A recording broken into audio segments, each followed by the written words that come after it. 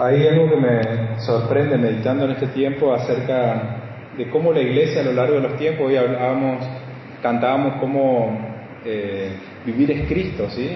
Cómo vamos a dudar de Dios en la escasez, ¿sí? Nosotros venimos viendo de que hay cosas que la Biblia no oculta, que va a ser difícil en nuestra vida, y a lo largo de la historia la Iglesia fue perseguida, y a mí lo que me sorprende de la Iglesia, a pesar de ser perseguida, no dejó de reunirse, ¿sí? Y en el siglo I los creyentes bajo el Imperio Romano ellos enfrentaron muchas persecuciones, sobre todo bajo el emperador Nerón, ¿sí? Especialmente bajo Nerón. Reunirse significaba un riesgo real, ¿sí? Les confiscaban sus bienes, prisión, para muchos era muerte. Sin embargo, ellos seguían congregándose en casas, en catacumbas, en lugares ocultos. Ahora, ¿por qué?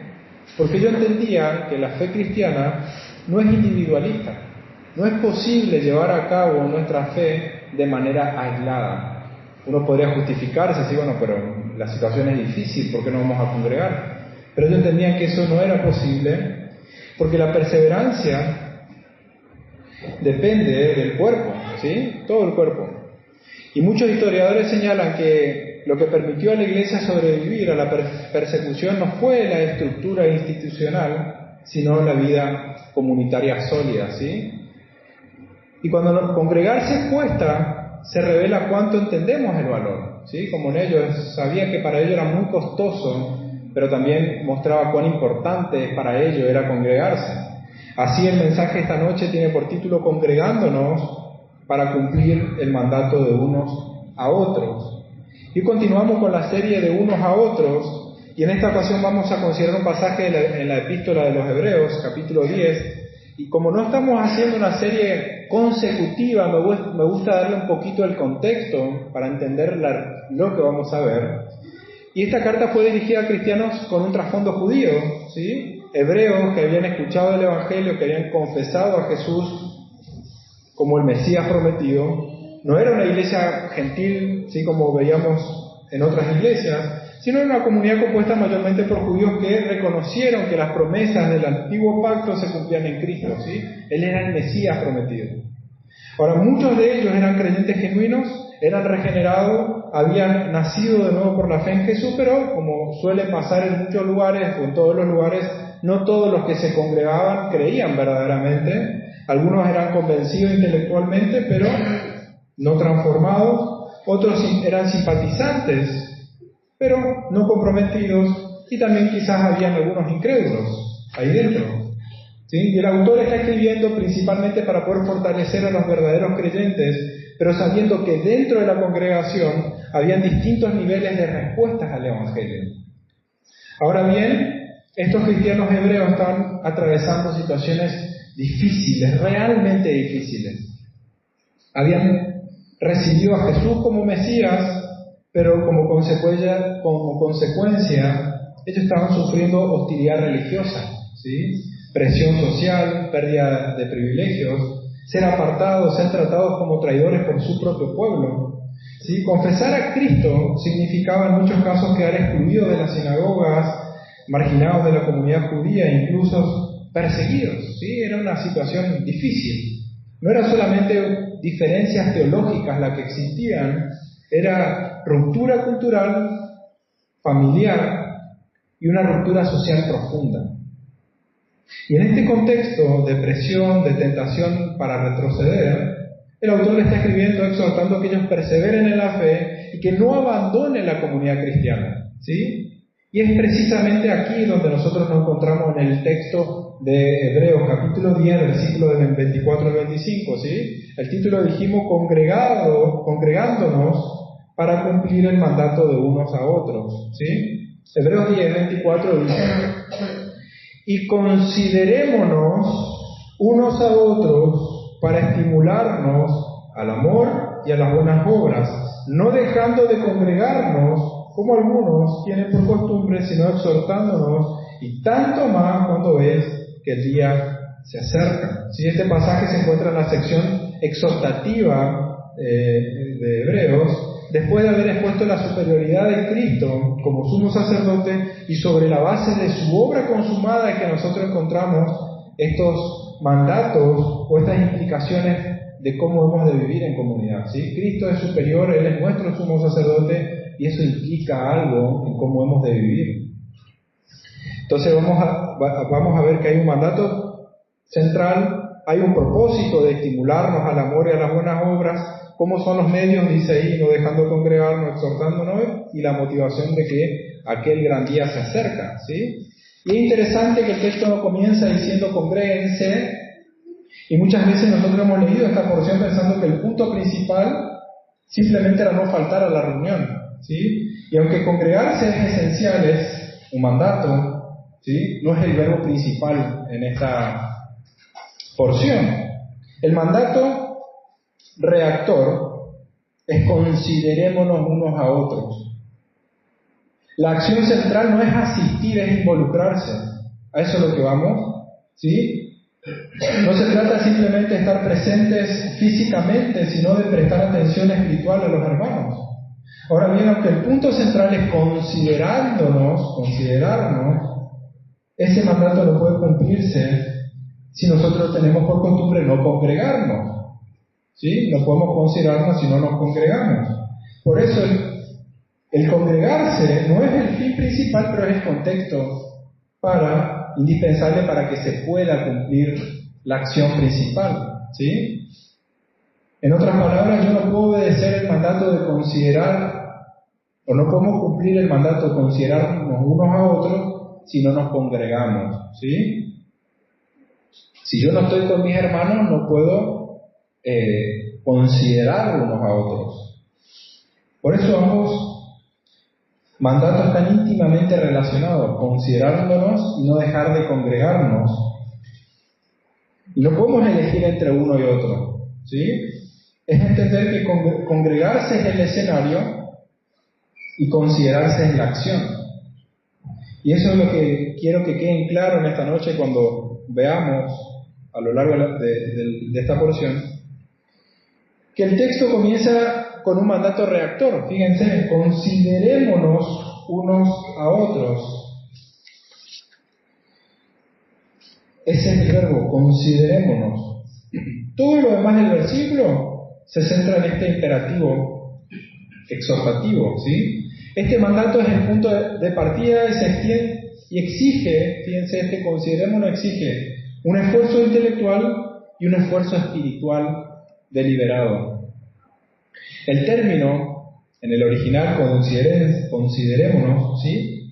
Viene del griego que es katanoeo, que significa poner la mente en algo con cuidado y con detalle. Poner nuestra mente en algo con cuidado y con detalle, ¿sí? Examinar con detalle, podríamos decir, ¿sí? Y implica que nosotros tenemos que estudiar a los hermanos, sus necesidades, sus debilidades, sus fortalezas, estar presentes, ¿sí? Preocuparnos por las necesidades de los hermanos, de sus debilidades, fortalezas, para saber exactamente cómo ayudarlos, ¿sí?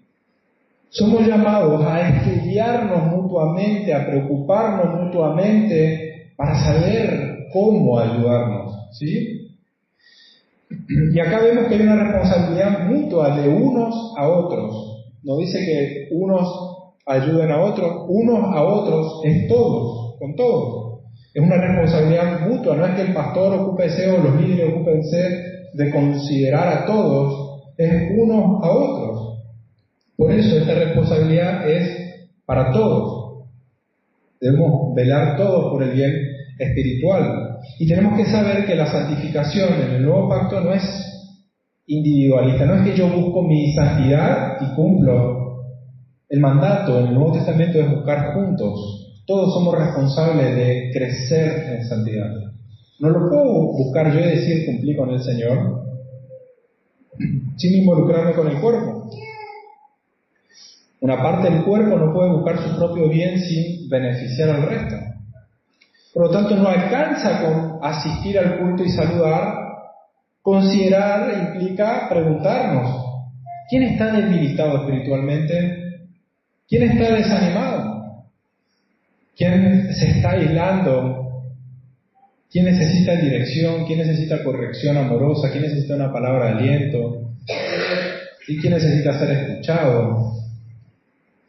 Si notas que tu hermano dejó de participar, en vez de decir cada uno haga su vida, el llamado, el mandato, el considerarnos nos lleva a involucrarnos. Es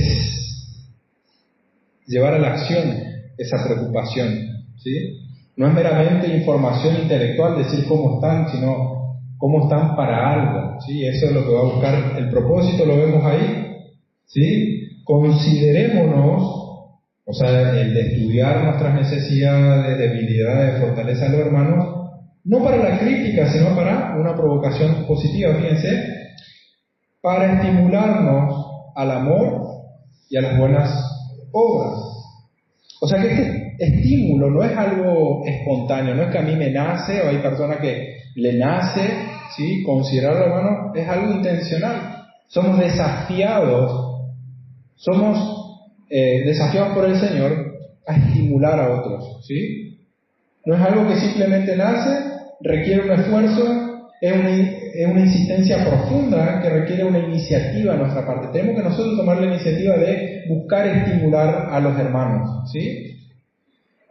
Y hay un detalle interesante, que la palabra estimular, que proviene del griego paroximos, puede implicar una provocación intensa, ¿sí? Es la raíz que es usada para una provocación negativa, pero acá lo está utilizando para algo positivo, ¿sí? Literalmente significa, el estimular significa incitar, provocar, instigar, pero está usado de una manera positiva, ¿sí? Es como un sentido redentor. La idea es provocar deliberadamente la reacción espiritual positiva, ¿sí? Es como agitar, es como sacudirlo para el amor, para despertar el amor. Nosotros sabemos lo que significa provocar en el sentido negativo, ¿sí? Cuando alguien se siente mal, enojado, una palabra, otra palabra, hace que vaya irritándose más y más hasta que explota, ¿sí? Fuimos provocándolo, ¿sí? Palabras, acciones, una tras otra, ¿sí? Eso es, nuestras acciones de manera deliberada, buscando el mal, es provocar. Ahora, el autor no está usando la misma idea, la misma palabra, pero con un sentido positivo. No para provocar la ira, sino para provocar el amor. Debemos provocarnos el amor, ¿sí? Como el viernes nosotros fuimos provocados al amor, ustedes nos provocaron a nosotros al amor con la sorpresa que hemos recibido, ¿sí? Nos incitaron al amor, ¿sí? Nos provocaron, nos incitaron, nos instigaron. Nuestras acciones, mensajitos, ¿sí? Visitas, palabras, conversaciones, consejos que nosotros podemos tener, deben buscar en provocar el bien en el hermano, ¿sí? No para que el otro reaccione con enojo, sino para que reacciones al amor y a las buenas obras, lo que nos dice el texto. Por lo tanto, el llamado del Señor para sus hijos no es una convivencia pasiva, decir, bueno, venimos, escuchamos y nos vamos, ¿sí? Listo, cumplimos. No. Es una influencia activa. No podemos cumplir el mandato de congregarnos bíblicamente si no nos involucramos activamente. No es simplemente estar juntos, es intervenir espiritual, intrometernos sería en la vida del otro por el bien del otro, ¿sí? ¿Para qué? Para empujarlo a Cristo. Yo necesito, como veíamos, de los mandatos de unos a otros, es porque todos necesitamos de unos a otros. Así como a mí me soportan, yo soporto a otro y estamos mutuamente, ¿sí? Así, el resto de los mandatos de unos a otros se lleva a cabo de ambas partes, ¿sí? Entonces, a veces podemos pensar de que nosotros no queremos ser demasiado pesados, pero la palabra nos insta a instigar, a provocar el bien del hermano. Pues si no, pero ya se lo dije, ya no, tenés que instigar. Cuando instigás para el mal, no decís, bueno, no, ya le dije, no, o sea, hasta desquitarnos, hasta ahí lo llevamos cuando lo hacemos para el mal. Para el bien tenemos que llevar hasta provocar ver el amor del hermano. Entonces tenemos que considerarnos cuidadosamente de qué manera nosotros podemos estimularnos a otros a que fervorosamente amen y lleven a cabo buenas obras. O sea, tenemos que poner en acción nuestra mente para encontrar maneras de poder provocarnos al amor, ¿sí? A provocarnos en un buen sentido, ¿sí? De aumentar nuestras expresiones de amor a fin de que resulten en buenas obras. Eso es lo que está diciendo. De manera que los hermanos honren a Dios, ¿sí? Y acá el amor de unos a otros es parte del motor. Nosotros cuando comenzamos la serie dijimos que el amor de unos a otros es el motor que va a motivar o llevarnos a cumplir el resto de los mandatos de unos a otros. Entonces acá vemos que también tenemos que recordar que en sí el amor no es un sentimiento pasajero, sino que es una decisión, implica nuestra voluntad de llevar a cabo una acción que nos lleva a nosotros dejar algo, abnegarnos por el bien de otros, ¿sí? Y como alguien dijo, el amor es como un lubricante que permite que el resto de las demás virtudes funcionen con suavidad, ¿sí? Si hay amor, el resto funciona en armonía. 2 Corintios 5:14 dice: el amor de Cristo nos constriñe, o sea, nos controla, nos gobierna, domina nuestras vidas, está diciendo Pablo ahí a los Corintios. Este amor funciona como una presión interna que nos lleva a nosotros a dominar nuestra vida, llevándonos a vivir en obediencia a aquel que dio su vida por nosotros. No es que nos lleva a tratar de cumplir para ganarnos el favor de Dios, sino por gratitud. Es el amor lo que nos motiva, el amor por Cristo, de darnos por nuestros hermanos. El amor de Cristo nos impulsa a hacer todo lo que Dios demanda, no de una manera legalista, sino por gratitud. El amor por Cristo nos lleva a amar a los hermanos. Entonces somos llamados entonces a provocarnos al amor. Y debemos encontrar formas de incitarnos, de instigarnos a los hermanos para que puedan expresar su amor, su expresión de amor. Entonces este amor no es un sentimiento espontáneo, es una decisión voluntaria por el bien del otro. Y de muchas maneras podemos estimular, ¿sí? Enviando un mensaje, animando espiritualmente, recordando las promesas bíblicas en los momentos difíciles, dando un consejo, llamando la atención cuando alguien está actuando con egoísmo o está actuando pecaminosamente, ¿sí? Involucrar a otros a servir juntos, practicando el perdón. Si vemos un hermano que está cómodo, pasivo en la iglesia, es invitarlo, ¿sí? A estar, a compartir, animar a que use su don, ¿sí? Acompañarlo, a desafiarlo amorosamente a salir de la comodidad. Eso es el estimular a la santidad. No es manipulación, es una intervención redentora. El Señor nos puso y nosotros somos llevamos a cabo lo que Él quiere hacer en la edificación de la iglesia. Nosotros somos parte de las herramientas por las cuales Dios edifica su iglesia.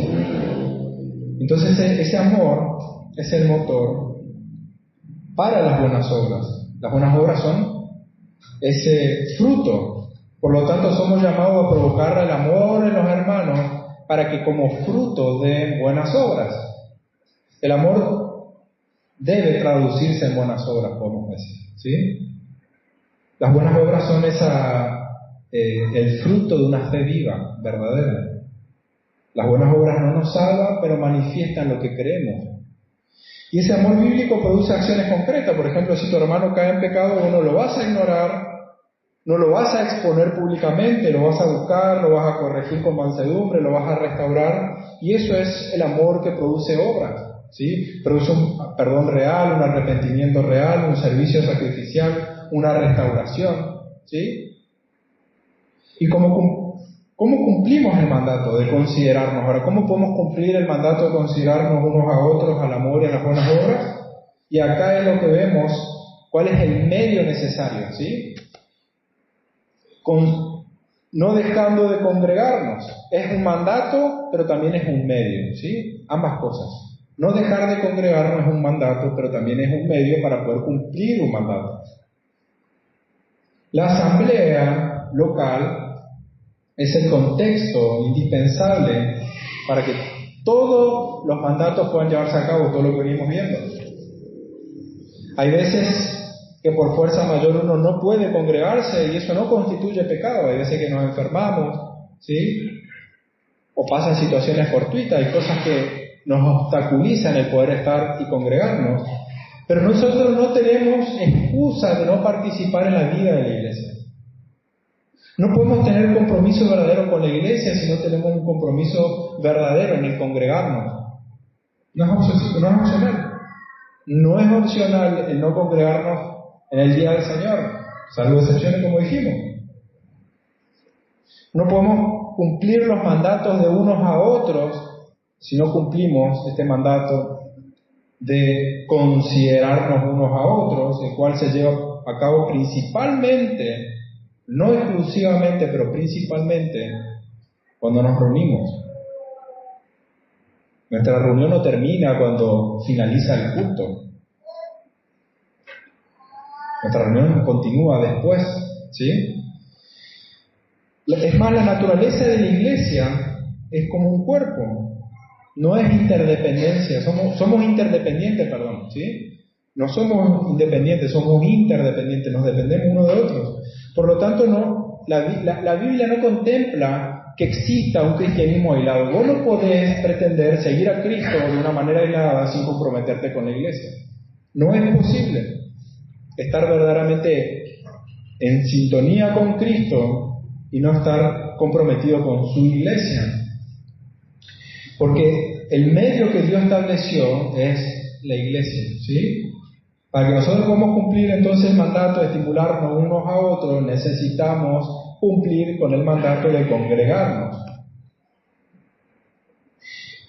Cuando la iglesia se congrega, por un lado nosotros somos edificados principalmente a través de la palabra. Dios nos habla, Dios se hace presente de una manera especial cuando la iglesia se reúne, ¿sí? Él se hace presente de una manera especial, Él nos habla a través de su palabra, somos edificados cuando alabamos juntos como cuerpo, ¿sí? Somos edificados, somos animados juntamente, y al dejar de congregarnos no solamente estamos fallando el mandato, sino que estamos fallando al considerarnos unos a otros. El día del Señor es el día que nosotros como iglesia nos juntamos como cuerpo a adorar al Señor, ¿sí? El cuerpo y la cabeza juntos, ¿sí? Al congregarnos, la iglesia espiritual, dice un autor, la iglesia espiritual o la unidad espiritual de la iglesia, que es invisible para muchos, se hace visible al mundo, ¿sí? Fíjense, y me gustó esta idea, ¿no? Cuando la iglesia se reúne en el día del Señor, nuestra unidad espiritual, que es invisible a los ojos, o que es invisible al mundo, se hace visible al mundo, ¿sí? El mundo ve la unidad de la iglesia cuando nosotros nos reunimos en el día del Señor a adorar al Señor, ¿sí? La unión del cuerpo podemos decir que se hace visible. Somos iglesia fuera, pero somos iglesia de una manera especial cuando nos reunimos. Y es en este momento especial donde ejercemos, o donde debemos ejercer principalmente el considerándonos unos a otros. Es decir, que si nosotros dejamos de congregarnos, no podemos cumplir con lo que Dios pide en el versículo, ¿sí? Si nosotros no estamos presentes cuando la iglesia se reúne, nos perdemos la posibilidad de animar a otros y de ser animados. Nos perdemos la posibilidad de exhortar y de ser exhortados. Nos perdemos la oportunidad de estimular a otro al amor y de ser estimulados al amor y a las buenas obras. En otras palabras, si yo me ausento, ¿sí?, de la congregación, me estoy quitando del lugar que Dios estableció para que yo pueda edificar y ser edificado, ¿sí? Y yo no encuentro razón lógica que teniendo salud, ¿sí?, que estando en un mismo pueblo, en la misma ciudad, yo coja ir a otro lugar antes que congregarme con la iglesia. No es una excusa válida decir simplemente yo no tenía ganas de ir a congregarme. Es pecaminoso cuando ponemos otras prioridades antes que el Señor. Tenemos que preparar nuestras semanas, toda nuestra semana para el día del Señor. El día que el Señor estableció para que su iglesia, su cuerpo se reúna. Este es el momento que tenemos todos juntos de estar unidos. Pero yo me pregunto si sería válido priorizar, si nos invitan a un cumpleañito, sería válido, ¿qué sería lo correcto hacer? Yo no voy a decir qué está bien y qué está mal. Yo no te voy a decir eso, pero te voy a preguntar, ¿qué estamos mostrando al mundo? ¿Qué muestro a la iglesia? ¿Qué muestro a los hermanos? ¿Qué muestro a Cristo? ¿Qué estoy priorizando? ¿No ofender a alguien? ¿Obedecer al Señor? ¿Qué estoy priorizando? Yo sé que cada situación es particular, por eso no voy a decir sí o no, ustedes examínense a la luz de las Escrituras. Pero saliendo de las excepciones y volviendo a la cotidianidad, de tener por costumbre el ausentarse, o sea, en este contexto difícil de ser perseguido y de ser hostigado, el escritor hebreo dice que no tengan por costumbre el dejar de congregarse. Tenés que saber que si no te congregas no puedes cumplir con el propósito de animar, de fortalecer, de ser animado, de ser fortalecido. Y el abandono, el dejar de congregarse, el tomar por costumbre el dejar de congregarse es peligroso. Tenemos que saber que dejar de asistir puede ser un síntoma de egoísmo, puede ser un síntoma de falta de amor por Cristo. El aislamiento espiritual nos hace vulnerables. Si nos aislamos espiritualmente somos más vulnerables. Uno de los primeros indicadores de la falta de amor por Dios, dice un comentarista, y por la evidencia de esa falta de amor por Dios y de falta de amor al prójimo, es cuando nosotros nos alejamos y dejamos de congregarnos, dejamos asistir al culto congregacional. Cuando uno abandona su obligación dentro de la congregación y deja de asistir, está exhibiendo síntomas de que algo está pasando: egoísmo, falta de amor, egocentrismo. Por lo tanto, la Biblia no contempla una vida cristiana aislada. Requiere que los miembros participen activamente, íntimamente en la asamblea local, ¿sí? Una vez más, no puedes vivir tu cristianismo de manera aislada, sin comprometerte con una iglesia local. Pero el compromiso con la iglesia local es más que asistir al culto.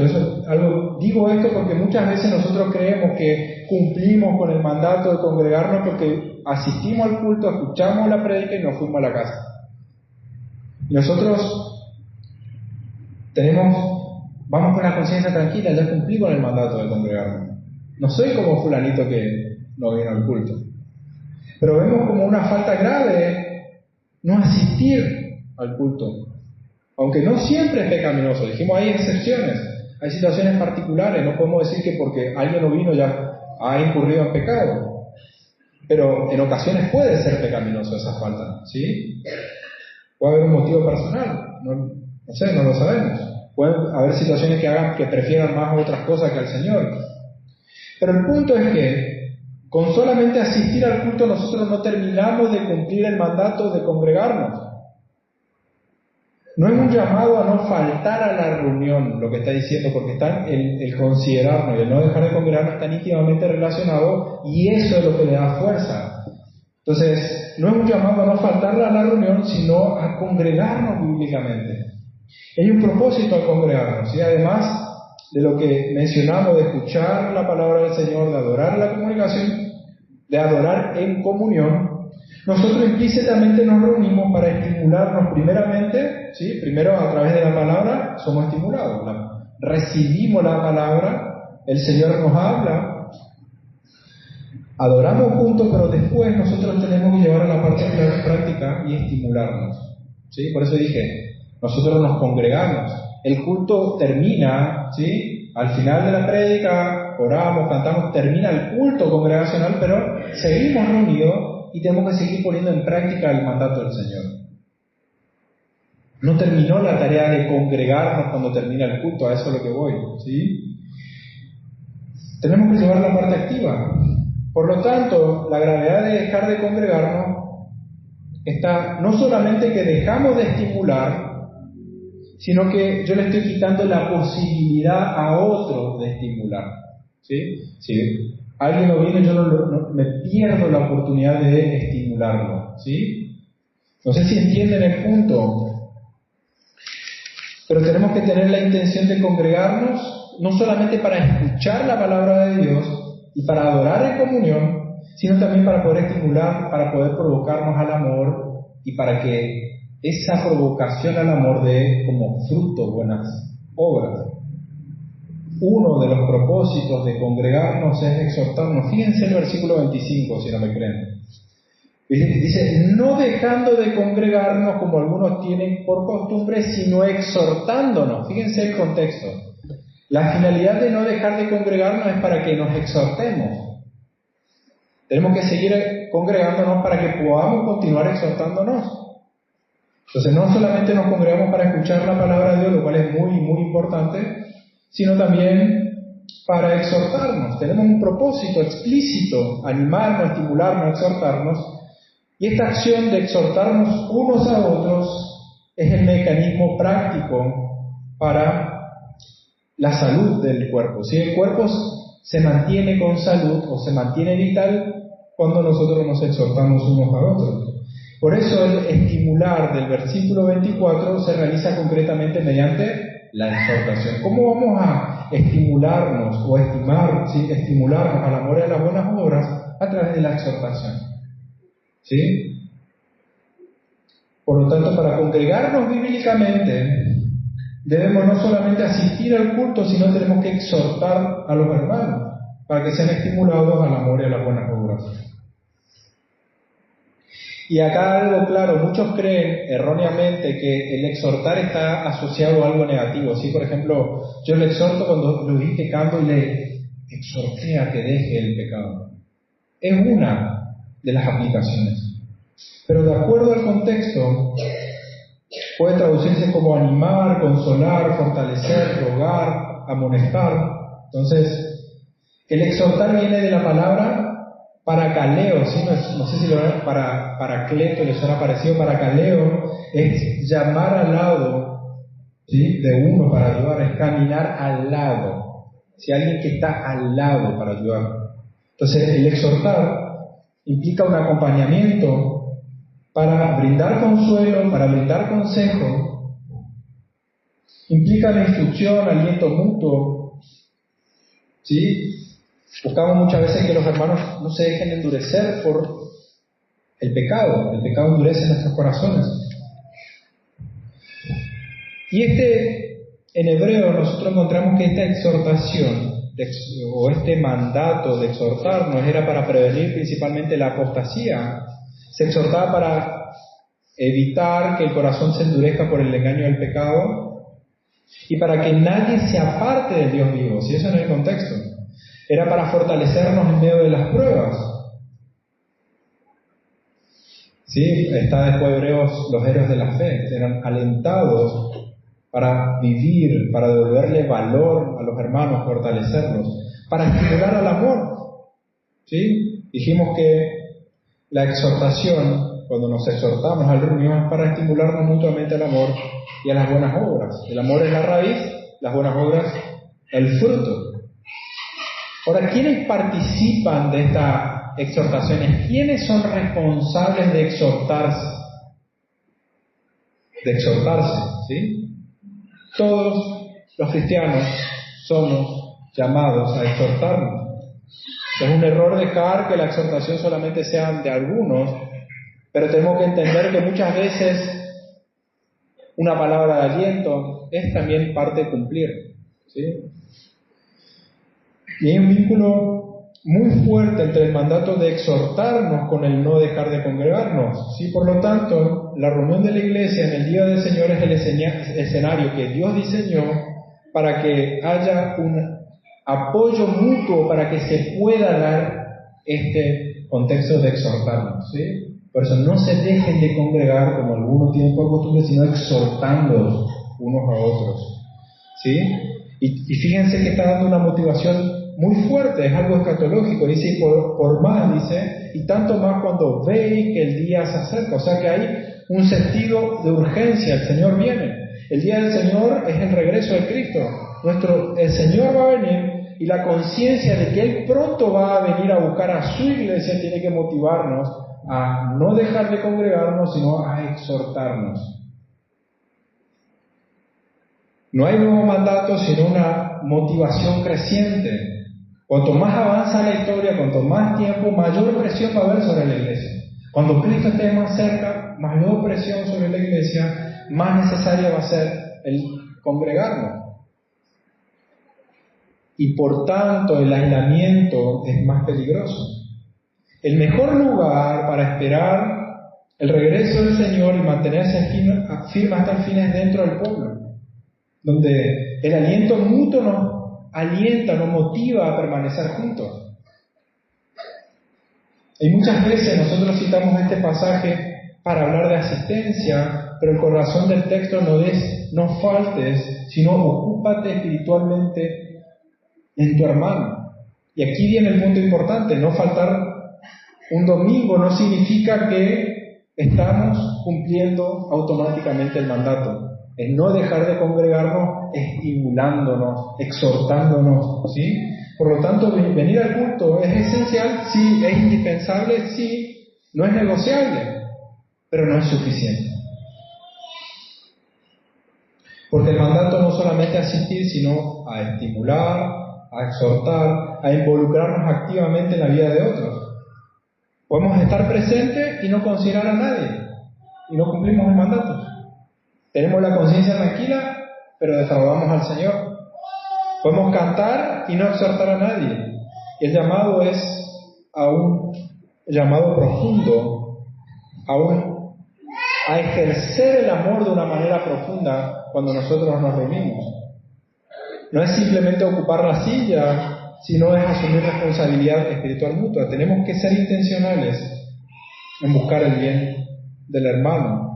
Por lo tanto, tenemos que prepararnos para el día del Señor. A veces llega el domingo, me pasa a mí, nos pasa a todos, y a veces no sabemos cómo llevar a cabo una conversación constructiva, cómo involucrarnos, cómo sacar un tema, cómo nos cuesta, ¿sí?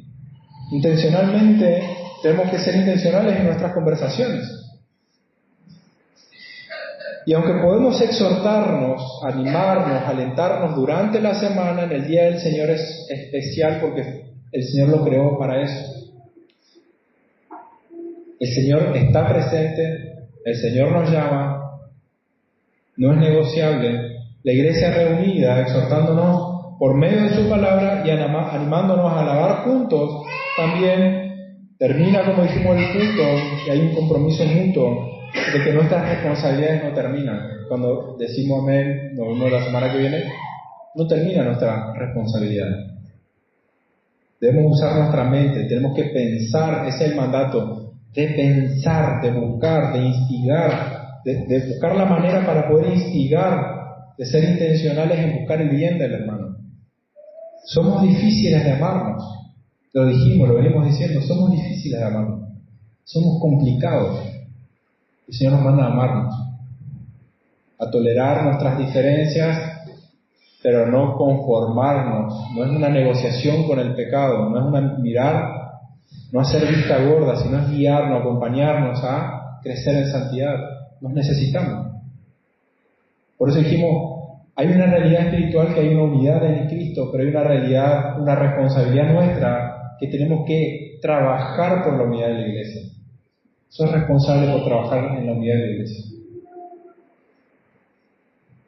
El Señor nos llama a buscar la unidad. El congregarse, aunque también es un mandato, es el medio para que pueda haber esa consideración mutua, en donde el amor es el objetivo y la exhortación es la manera, el método, ¿sí? Al congregarnos, como dijimos, nosotros hacemos visible al mundo nuestra unidad. La unidad de la iglesia se hace visible en el día del Señor cuando nosotros nos reunimos como cuerpo, ¿sí? Somos piedras vivas, somos un templo santo construido no de manera aislada, sino espiritualmente, unidos, reflejando la dependencia que tenemos unos por otros.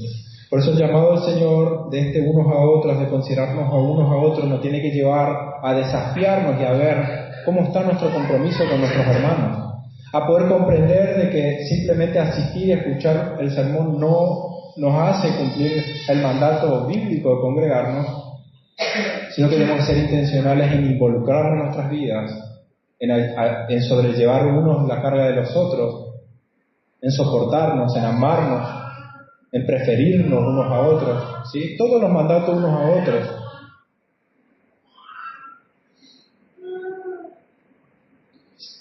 Y si sin Cristo, sin estar unido a Cristo, es imposible, total y absolutamente. Por eso, si hay alguien que no cree verdaderamente en Cristo, necesita encarecidamente estar en paz con Dios por medio de Cristo. Necesita creer verdaderamente en aquel que murió por el pecador, que murió por sus pecados, llevando toda culpa, y que resucitó al tercer día para poder declararlo salvo, justo. Solo Cristo es capaz de salvarnos, no nuestras obras. Su obra en la cruz hizo posible salvarnos, pero Él nos salvó con un propósito de santificarnos, y Él ha establecido medios cómo va a llevar a cabo esa unidad de su iglesia, y vos y yo somos parte necesaria para que eso ocurra. ¿Sí? Oramos que el Señor pueda obrar en su iglesia. A pesar de nuestros errores, el Señor obra. Yo te ruego que puedas meditar en esta noche acerca de tu compromiso con Cristo y la iglesia. Oramos. Dios Padre, te doy gracias, Señor, por Cristo. Solo por Él es que podemos tener paz. Los miembros son necesarios para que el cuerpo funcione. No somos indispensables. Tú llevas a cabo tu obra, Señor. No hay nadie que pueda frenar tu propósito. Tú eres eterno y soberano. Tú eres omnisciente. Tú tienes el poder, Señor. Pero a ti te ha placido llevar a cabo la edificación de tu iglesia a través de los miembros. Tú usas nuestras debilidades, poniendo fortalezas en nosotros para poder animar a los hermanos más débiles. Y aquellos hermanos débiles, quizás menos visibles, también tienen su parte importante dentro del cuerpo. Mutuamente somos animados, estimulados, orando unos por otros, soportándonos unos por otros, unos a otros. Yo te doy gracias, Señor. Te ruego que tú obres en la unidad de la iglesia para la glorificación de tu Hijo. Tu Hijo sea glorificado. Que el mundo pueda ver a Cristo a través de tu iglesia. Ayúdanos a entender, a prepararnos, Señor. A prepararnos cómo vamos a bendecirnos. Y aunque en la semana podemos mutuamente alentarnos, animarnos, sabemos que nuestras responsabilidades no terminan aquí, pero sí tenemos que comprender, Señor, que no, nuestra responsabilidad principal está cuando nos reunimos.